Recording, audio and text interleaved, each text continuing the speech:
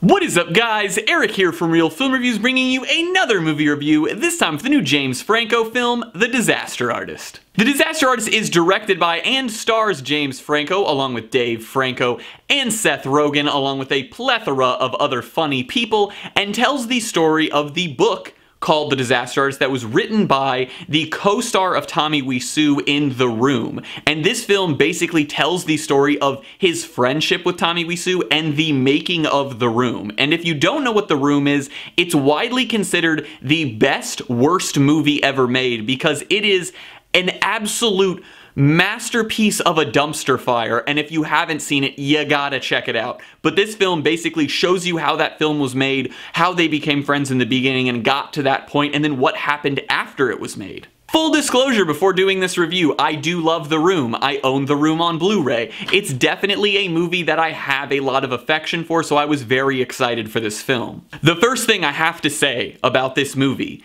is that James Franco, and I say this with no hyperbole, gives the best performance I have seen so far this year in a film.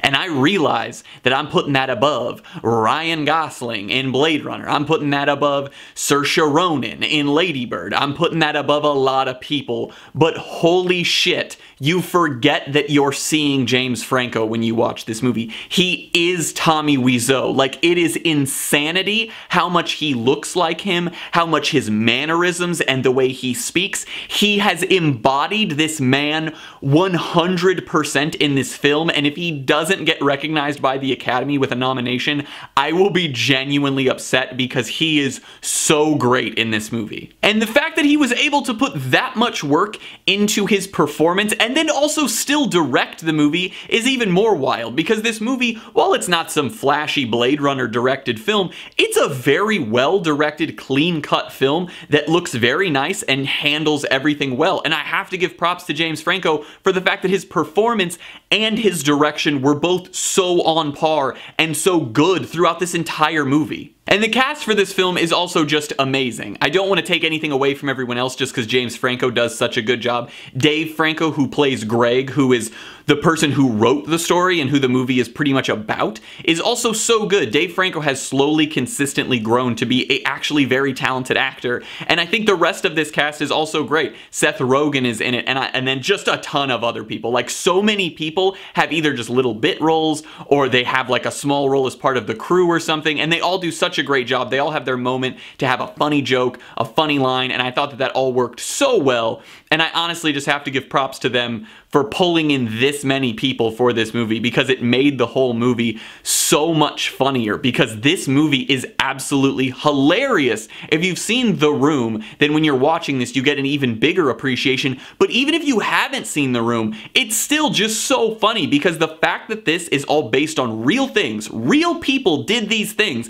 they spent this money, they acted in this film, they read this script and decided to be a part of it, is just bonkers. Because watching the way this film is made will make you wonder how it ever got finished. But it is such a fun ride. It's such an entertaining ride to go on throughout this whole film with these characters, because at the end of the day, this is a very human story about people who just want to be remembered, who want to do something that's worth being remembered for. And even if it's sort of depressing in that sense, it's also just such a positive and uplifting film. My only problem with this film is that the script is a little choppy about halfway through. It begins to sort of pick and choose certain moments that seem more important than others, and I think other things get left out in that, which is sort of upsetting, because I think there are definitely certain aspects of this story that needed more. They needed to be on screen more, they needed to be showcased more, because I think that they played a bigger role overall in these people's relationships with one another, specifically, obviously, Greg and Tommy. And I think that if they would have been showcased more, we could have understood more of why certain characters were acting the way that they were.